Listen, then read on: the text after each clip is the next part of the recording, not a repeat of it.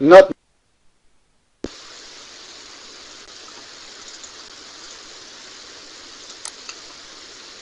CP. Again, you might want to give a longer hadith. Use some common sense.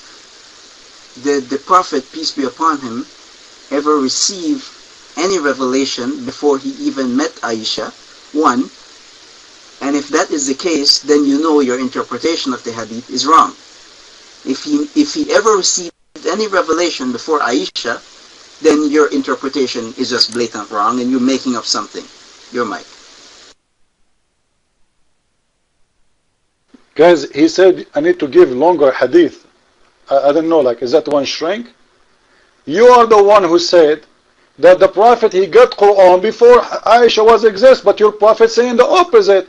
He is saying, I never received Qur'an in any clothes except the clothes of Aisha. This is mean that your Prophet, he tried many clothes. None of them work except the clothes of Aisha.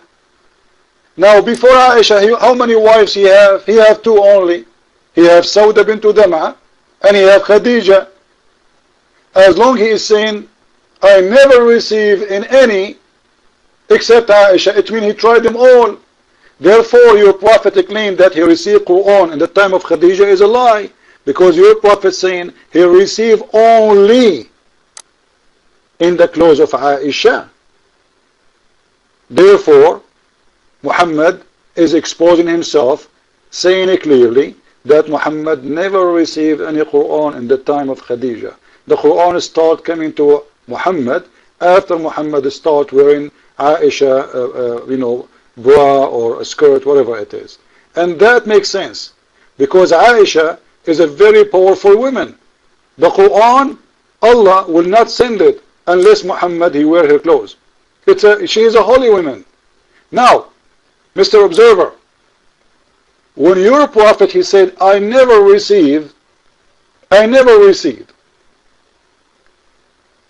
don't hurt me with Aisha for the inspiration. You have a bad habit of reading something and simply imposing your own interpretation of it.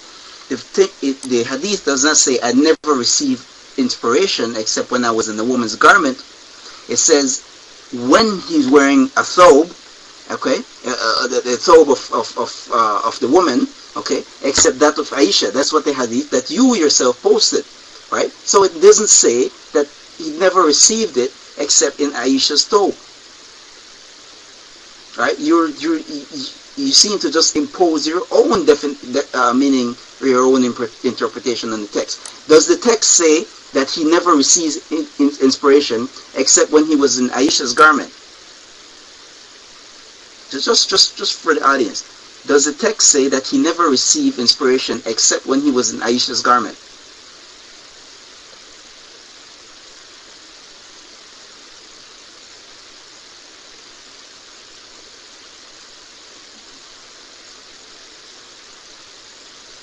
Wow, that's interesting.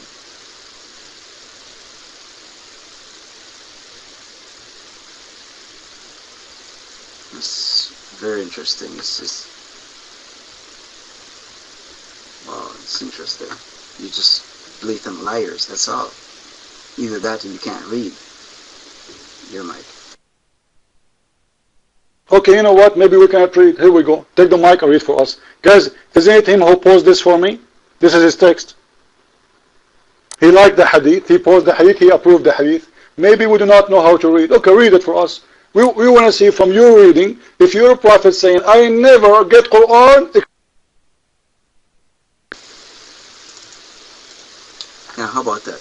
I posted from, if you look at the post that you copied from me, it has Jeladona's name. Whoever Jeladona is, that is from what he posted. I copied it and pasted it. Okay? Whoever Jeladona is. He posted the hadith and he says, do not hurt me with Aisha, for the inspiration did not come upon me when I was in a woman's garment except that of Aisha. Okay? It did not say, for the inspiration did not come upon me except when I was in Aisha's garment.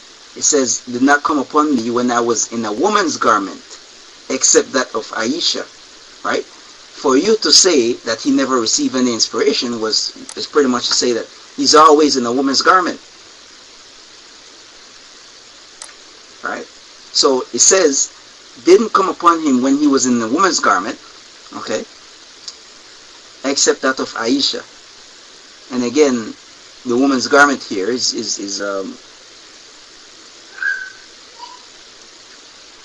if you take it in, they're desperate. They're grabbing for straws. I'll show him some. Maybe I should show him some Bible verses in a second. Maybe that will let him change the whole.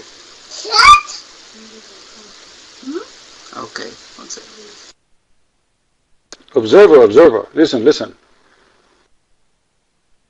You are copying and pasting for us without reading. When you post something, it means you approve it. And the hadith saying it clearly, your prophet, he never received Qur'an unless in any woman except the clothes of Aisha. And except the garment of Aisha. Except the garment of Aisha. So your God don't give Qur'an to Muhammad unless he wear women's clothes. And specifically Aisha. And this is mean your prophet, he try all his wife garment. And this is mean that he always practiced that. Correct, guys? It's not like one time. It's not only when he's in the house of Aisha for some reason. No. Not in any garment except the garment of Aisha. It is the garment of Aisha will bring the Qur'an to Muhammad. I want to have that garment. Not because I want to close it. No. I want to give it to somebody who is a gay so we can start receiving Qur'an again. Now we knew the secret of the Qur'an coming in the house of Aisha. It was her garment. Now can you explain to me why Allah, the God of Muhammad, don't give Muhammad any Qur'an unless he wear his wife Aisha clothes? Your mic.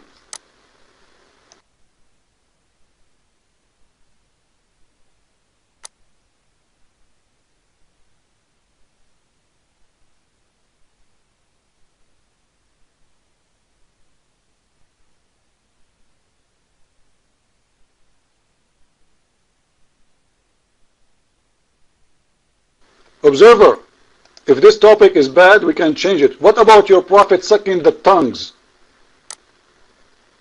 of kids? What do you say about that? In the book of As-Sirah al-Halabiyya, your prophet sucking the tongue of Ali. And by the way, Ali at that time, he was young, but not a kid. He was maybe 17, 18. Why your prophet sucking the tongue of his cousin? Actually, I can show you your prophet saying that when two of his cousins came to him and they wanted to meet him, he said, but about my cousin, he didn't want to see him because he raped me. He did what? He did rape me.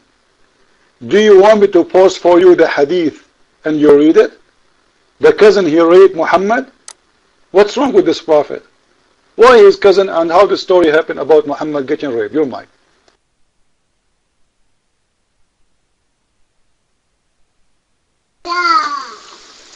Christian Prince, as for the prophet sucking the tongue, as you mentioned, you may find that disgusting.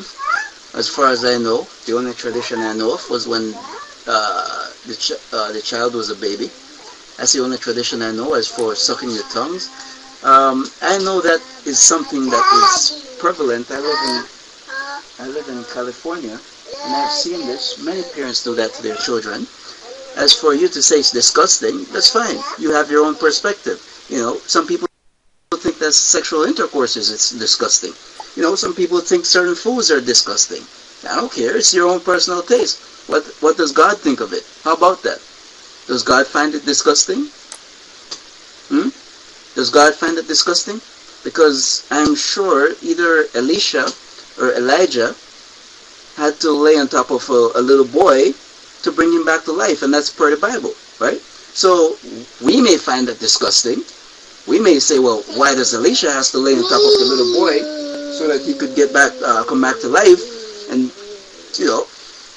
I may find it disgusting, but disgusting is simply a word of prerogative that simply displays your own opinion, your own thought of it, right? So it's a moot argument to make that you find it disgusting. What does your God think of it? I don't want to hear what you think of it, right? It's irrelevant what you think of it. What is relevant is what God says and what God decrees, not what you think of it. Because Moses back in his days, in Numbers 31, when he told his men came back from battle. They killed all the men. They assumed the war was over. Moses was with his men, and they did their own consultation amongst themselves. And Moses came to his warriors, and he asked them to pretty much to the effect, "What are you doing? You have to go back and kill the women, the children.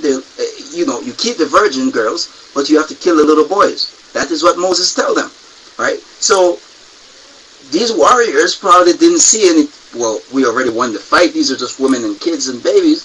Let's go back. The fight is over. Moses come back and tell them, "What are you doing? Go back and kill those babies. Keep the virgin girls, but kill the babies. There's anything that's male or any non-virgin girls, kill them, but keep the virgin girls." That's what Moses told them, right? But to say that for Moses meant to rebel and say, "What? I'm not going to do that. That's disgusting. I'm not going to sleep with any of these girls that are virgins." It's simply your own prerogative, your own point of view, and that is irrelevant when it comes to religion.